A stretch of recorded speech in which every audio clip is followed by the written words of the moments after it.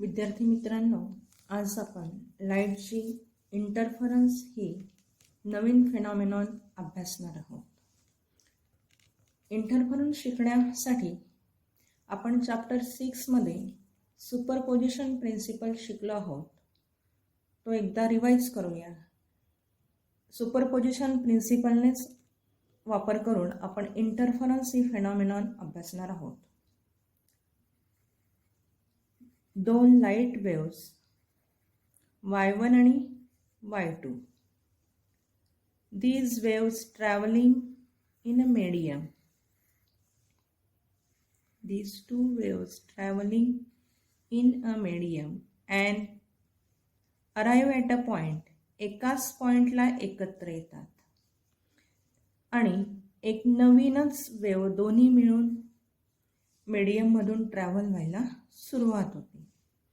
ज्या पॉइंटला ते एकत्र येतात त्या पॉइंटला ह्या दोन्ही वेव कशा पद्धतीने एकत्र येतात त्यावर तयार होणारी नवीन वेव अवलंबून असते.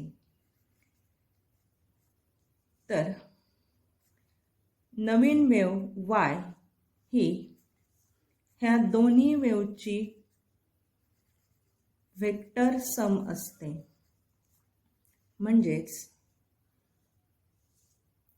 त्यांची डायरेक्शन मूव्ह होताना गृहीत धरावी लागते. ही जे इथे एकत्र येऊन दोन किंवा दोनापेक्षा जास्त वेव्स एकाच पॉइंटला एकत्र येऊन त्यांची रिझल्टंट ही एकच वेव तयार होऊन मीडियममधून ट्रॅव्हल होते, तेव्हा ह्या पॉइंटला एकत्र येताना त्या वेव्हमध्ये जे काही चेंजेस होतात, एक तर त्यांची डिस्प्लेसमेंट वाढते, ॲम्प्लिट्यूड वाढते किंवा कमी होते. तर हे जे काही मॉडिफिकेशन आहे ते म्हणजेच इंटरफरन्स या आर्टिकलमध्ये आपण शिकणार आहोत. मग इंटरफरन्स म्हणजे काय? Interference of light is defined as the modification in intensity of light. ह्या पॉइंटला मॉडिफिकेशन होणार आहे. मग ते मॉडिफिकेशन कसं असेल? Larger at some places and smaller at some places. कशामुळे? Produced by the superposition of two or more light waves. Interference होताना y ह्या पॉइंटला जे काही मॉडिफिकेशन होणार आहे इंटेन्सिटीमध्ये, दोन वेव्स किंवा त्याच्यापेक्षा जास्त वेव्स सुपरइम्पोज झाल्यामुळे ते शिकण्यासाठी आपण काही कन्सेप्ट्स बघूया किंवा पॉइंट बघूया. आता आपण बघूयात इन फेज जेव्हा दोन वेव्स असतील तेव्हा काय होणार आहे आणि आउट ऑफ फेज जेव्हा दोन वेव्ज असतील तेव्हा काय होणार आहे.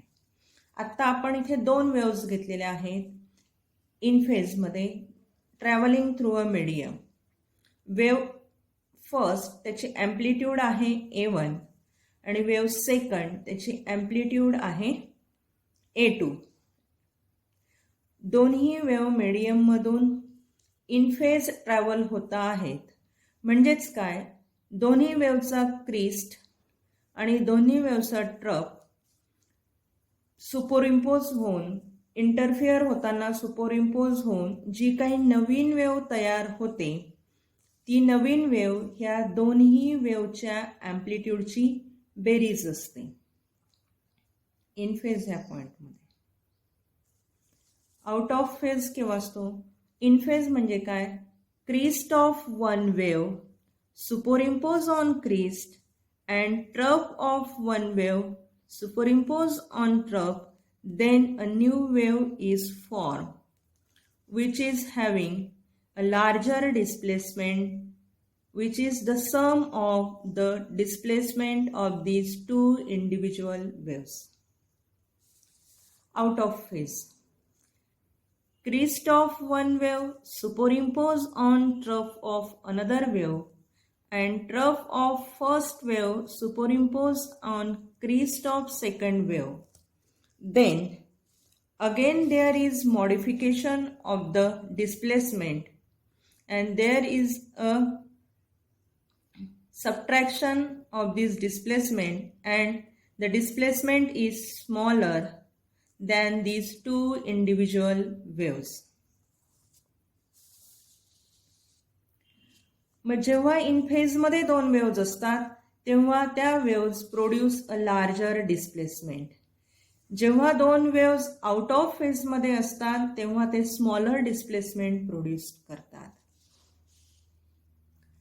जर त्या दोन्ही वेव्हची अँप्लिट्यूड सेम असेल तर येणारी रिझल्टंट अँप्लिट्यूड ही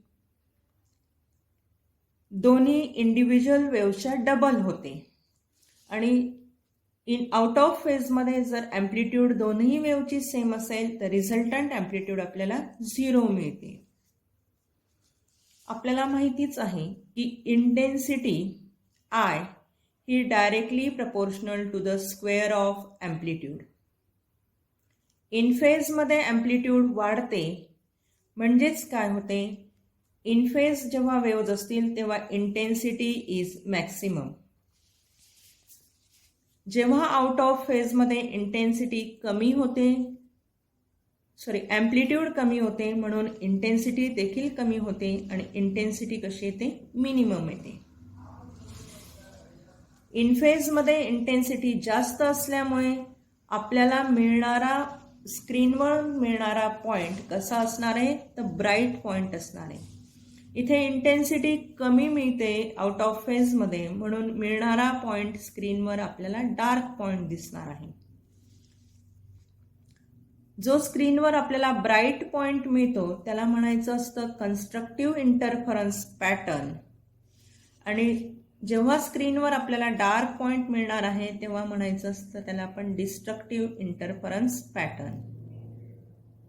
अशा प्रकारे आपण इंटरफरन्स आणि इन फेज आणि आउट ऑफ फेजमुळे कशा प्रकारचं आपल्याला पॅटर्न मिळणार आहे, दोन प्रकारचं पॅटर्न मिळतं. इन फेजमध्ये कन्स्ट्रक्टिव्ह इंटरफरन्स पॅटर्न आणि आउट ऑफ फेजमुळे डिस्ट्रक्टिव्ह इंटरफरन्स पॅटर्न आपल्याला मिळणार आहे. आता आपण पाहणार आहोत interference of water waves. Interference of water waves त्याची डायग्राम मी इथे ड्रॉ केलेली आहे. याच्यासाठी आपण कन्सिडर करणार आहोत S1 आणि S2 हे दोन सोर्सेस आहेत ऑफ वॉटर वेव्स. त्या दोन्ही सोर्सची अँप्लिट्यूड वेवलेंथ ही सेम आहे आणि दोन्ही सोर्सेस हे इन फेज आहेत. दोनही सोर्सेस इन फेज आहेत आणि डायग्राममध्ये क्रिस्ट आपण सॉलिड सर्कलने दाखवलेले, सेमी सर्कलने दाखवलेले आहोत आणि ट्रफ हे डॉटेड लाईन्सने इंडिकेट केलेले आहेत.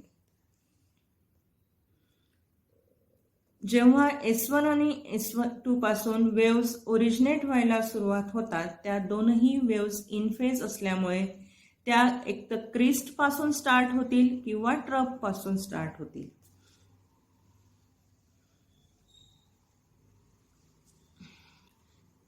फिगरमध्ये जेव्हा क्रिस्ट S1 दोन्ही वेव्हचं क्रिस्ट आणि क्रिस्ट ओव्हरलॅप होतील तेव्हा आपल्याला पॉइंट्स मिळणार आहेत, ते आहेत कन्स्ट्रक्टिव्ह इंटरफरन्स. डायग्राममध्ये कन्स्ट्रक्टिव्ह इंटरफरन्सचे पॉइंट रेड पॉइंटने मार्क केलेले आहेत आणि क्रिस्ट सुपरइम्पोज ऑन ट्रफ और trough superimpose on crest, then we get a destructive interference pattern जो आपण ब्ल्यू डॉट्सने इंडिकेट केलेले आहेत, ब्ल्यू डॉट्सने दाखवलेले आहेत. Destructive interference pattern.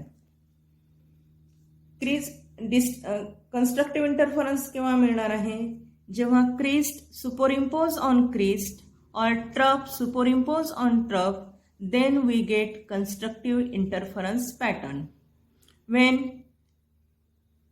crest superimpose on trough or trough superimpose on crest, then we get a destructive interference pattern. अशा प्रकारे आपण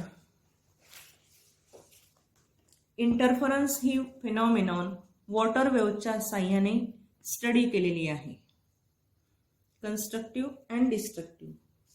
पुढे आपण पाहणार आहोत कोहेरंट सोर्सेस. कोणाला म्हणायचं? इंटरफरन्स स्टडी करण्यासाठी आपण जे काही कमीत कमी 2 सोर्सेस वापरतो ते दोन्ही सोर्सेस कसे आहेत त्याच्यावर इंटरफरन्स पॅटर्न अवलंबून असणार आहे. मग कोहेरंट सोर्सेस म्हणजे काय? 2 sources which emits waves of same frequency having constant phase difference and independent of time are called coherent sources. म्हणजे ज्या 2 सोर्सची फ्रिक्वेन्सी सेम असणार आहे, त्यांचा फेज डिफरन्स कॉन्स्टंट असणार आहे आणि ते टाइम वर इंडिपेंडंट आहे, त्या सोर्सेसला म्हणायचं आहे कोहेरंट सोर्सेस. मग कोहेरंट सोर्सेसचे एक्झाम्पल्स आहेत मोनोक्रोमॅटिक लाईट आणि लेझर लाईट एक्सेट्रा. आता आपण लॅबोरेटरीमध्ये कोहेरंट सोर्सेस कसे मिळवायचे याच्या वेगवेगळ्या पद्धती पाहणार आहोत. आता फर्स्ट मेथड आहे to obtain coherent sources in laboratory. First method आहे Lloyd's mirror. The ray diagram of Lloyd's mirror is as shown in the figure. हा आपण लॉयड्स मिरर घेतलेला आहे. ही स्क्रीन आहे व्हर्टिकली प्लेस केलेली मिररला आणि आपल्याला इंटरफरन्स पॅटर्न पाहायला मिळणार आहे स्क्रीनवर. डार्क आणि ब्राईट बँड अल्टरनेटिव्ह असणार आहेत. कोहेरंट सोर्सेस कशासाठी आहे? आपल्याला क्लिअर इंटरफरन्स इमेजेस मिळाव्या त्यासाठी. त्यासाठी आपण कन्सिडर करणार आहोत रियल सोर्स ऑफ लाईट, जो डायग्राम मध्ये दाखवलेला आहे. The light from source is made fall on a mirror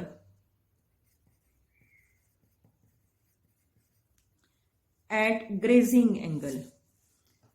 The angle between incident ray and surface is called grazing angle. Incident ray. The angle between surface and incident ray is called grazing angle. These are the grazing angles in diagram. The light from the source fall on a grazing angle on the plane mirror as shown in figure. Some light is directly fall on screen, which is shown by blue rays, and some light falls after reflection from mirror, which is shown by red rays. These light which are reflected from mirror are come from a virtual sources, but the reflected red light appears come from the virtual source, and we get 2 sources, real and virtual. But actually there is a single source which is the real source. But due to mirror, after a reflection, we get another source which is a virtual source.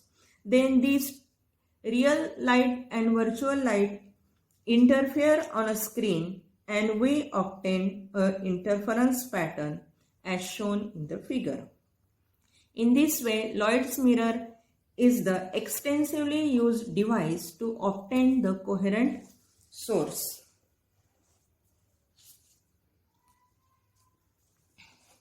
Another source is a Fresnel's biprism.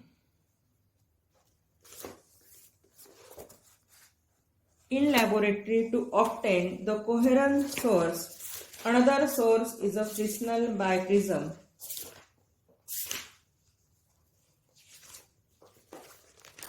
in which we have a biprism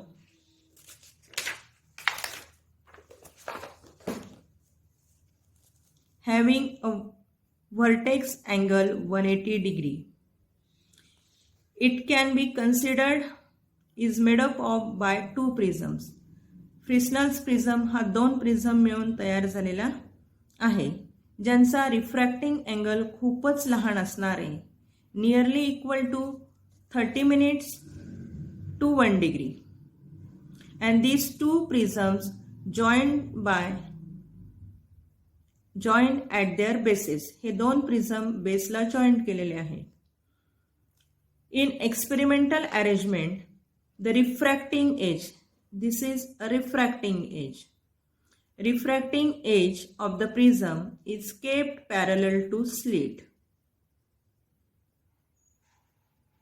The monochromatic light from source S, monochromatic light from source S is made to pass through this narrow slit S as shown in the figure.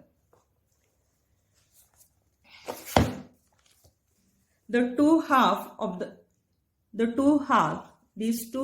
parts of the prism form two virtual images S1 and S2. These are the two coherent sources obtained from a single secondary source S. The two waves coming from S1 and S2 interfere and form an interference fringe, like in a Young's double slit experiment. The shaded region indicates the interference fringes. In this way, using Fresnel's biprism, we obtain coherent sources in laboratory.